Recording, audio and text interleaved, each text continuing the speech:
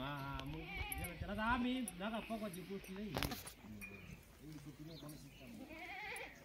पाच गाव तुम्ही पकवत त्याप्रमाणे पाच गाव तुम्ही पकवत त्याला जर मोठी असं काय जेवण काहीतरी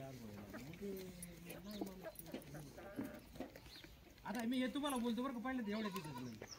कारण आणि मी त्यासाठी आपण कोणासोबत जाणं बी नाही येणं बी नाही नको त्याच्यापेक्षा पुढं काय बोलणं बी नको आहे ना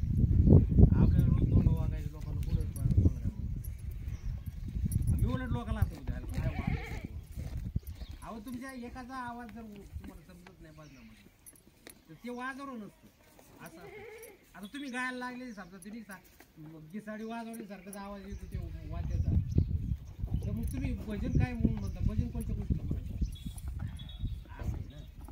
भजनाची संकल्पना व्याख्या काय होऊ शकते हे व्याख्या म्हणजे बदलली नाही हा वारकरी वाजवणे या पकवाचा आवाज